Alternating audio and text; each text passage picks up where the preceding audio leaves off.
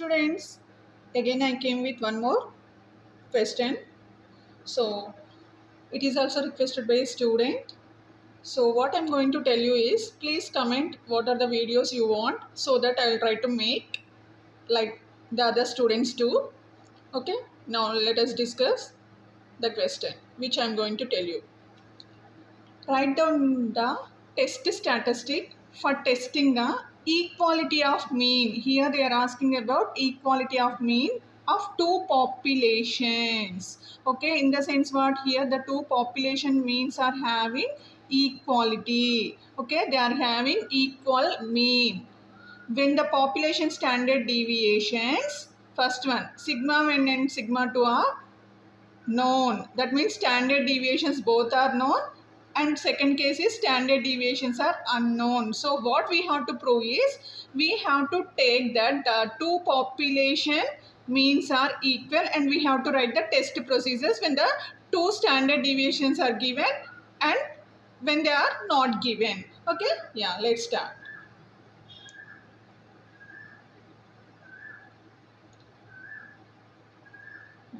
The test statistic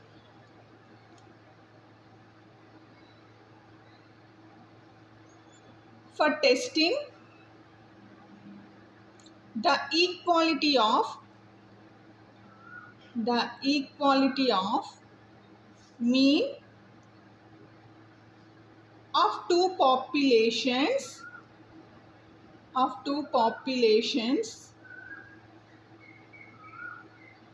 depending on what we have to do, depending on their standard deviations are known or not known. So whatever they are given, we are just writing here. Okay, depending on whether the population standard deviations, that means sigma 1 and sigma 2, are given, or else we can say known or unknown. Okay, we are going to write the test procedure. Okay, yeah. First case 1 I am going to take. What is here case 1? Sigma 1 and sigma 2 are unknown. Sorry, known. Are known. This is case 1. Okay, so when the population standard deviations are known,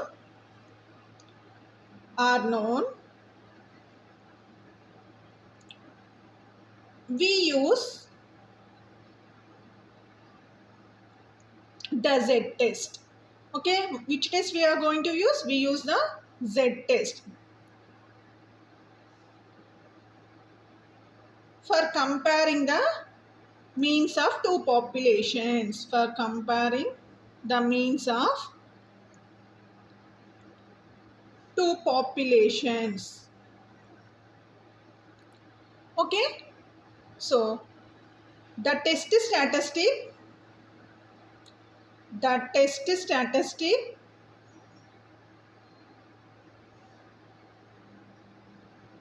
that means Z test is given by Z equals to mod of x1 bar minus x2 bar minus mu1 minus mu2 whole divided by square root of sigma 1 square by n1 plus sigma 2 square by n2. Okay, so this is nothing but normal distribution, in the sense that follows normal distribution with mean 0 and variance 1. Okay, so here if we see this one, where x1 bar and x2 bar, what it represents? Sample means. Okay, sample means. Next, mu1 and mu2. What these represents population means. Okay, and here we take this population means equal. Why? Because equality they told no. So that's why here we have to take mu1 equals to mu2, or mu1 minus mu2 equals to 0 also we can say. Okay. Yeah, next. Sigma 1 and sigma 2. What these represents? Known population. Known. We kept here known. No? So known population standard deviations. Okay. Standard deviations. And next is N1 and N2. So these represents sample sizes. Okay. So after substituting mu1 minus mu2 equals to 0 here, the final test statistic formula is Z equals to x1 bar minus x2 bar by square root of sigma 1 square by n1 plus sigma 2 square by n2. This follows normal distribution with mean 0 and variance 1. Okay. So this is about what? Case 1. Case 1 in the sense what? When both the standard deviations are given. That means are known. Okay. Now we'll see what is case 2. Okay. So case 2. So what is case 2 here? Here the case 2 is sigma 1 and sigma 2 are unknown. Okay, they are unknown. That means they are not given. Okay, so when they are not given, so the test statistic is same we have to write here. Okay, same we have to write here. So when the population standard deviations are, instead of known, here we have to write unknown. Unknown. So we use the Z test. Okay. The test statistic is given by what? Z equals to mod of x1 bar minus x2 bar by mu1 minus mu2 minus mu1 minus mu2 whole by square root of s1 square by n1 plus s2 square by n2. Okay, this is the formula. So what is here? Where x1, one second. So the pen is not working.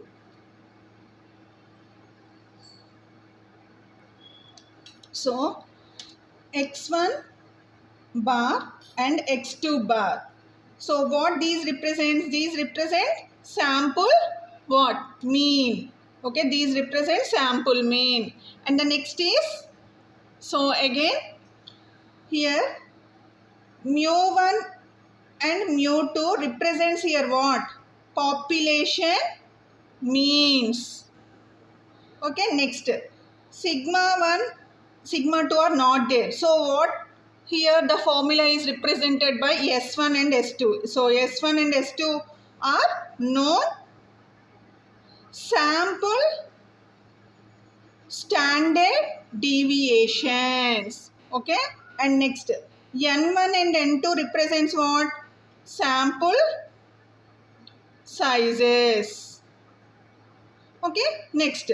So finally the formula will be Z equals to mod of x1 bar minus x2 bar by here square root of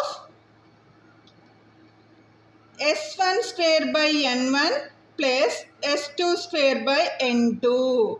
that follows normal distribution with mean 0 and variance 1. Okay, so this is a final test statistic. So here it becomes 0 as we discussed here. Okay, hope you understand. So why we have to use here z test, in the sense here they told that there are what, two populations, no?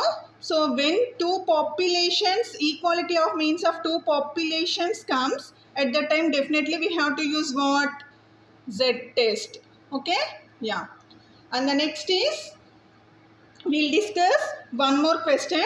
So it is also requested by a student, so that is nothing but, yeah, give the test statistic in the case of small sample test to test whether the mean of normal population, here they asked about normal population, has a specified value. Okay, that means what, the normal population is having population standard deviation is known, first case, and the next case is population standard deviation is unknown. So here also same situation, that is two cases we are having. So let us solve this one. So as usual, we'll write what are the things given, what are the information given in the question. Okay. Yeah, see, when dealing with small sample, they told what, small sample. So when dealing with small samples, small sample sizes, the test statistics differ. Okay, differ based on whether the population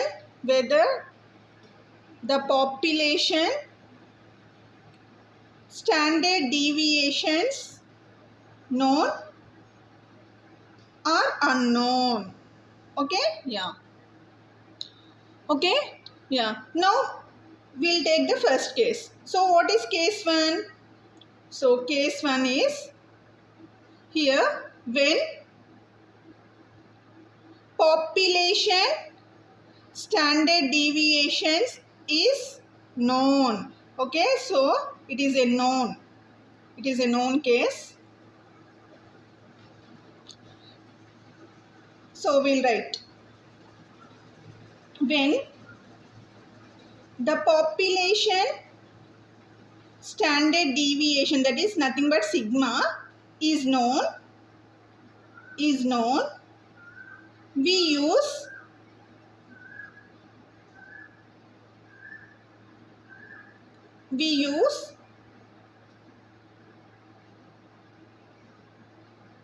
z test, or else you can use t test. Okay, so why we have to use here z test, in the sense, see, as we discussed that when population standard deviations are known, at that time what we have to use, previously we discussed that here population standard deviations are known, when population we are going to discuss, at the time we use z test. So here also what they told is normal population. Okay, normal population. So when population standard deviation is known, so at that time we can use z test or t test, but if you any test if you use, the result will be the same. It's your wish. So here small sample test it is. So whenever the sample size is small, we all know that at the time we use t test. Okay, chi-square test, f test. Okay, yeah. So that's why, as you like, you can use z test or else t test. Okay, yeah. Let me tell the formula related to t test.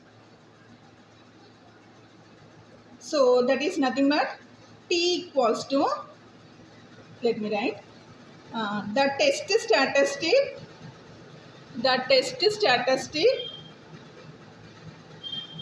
is given by the test statistic is given by z equals to x bar minus mu by sigma by root n mod of.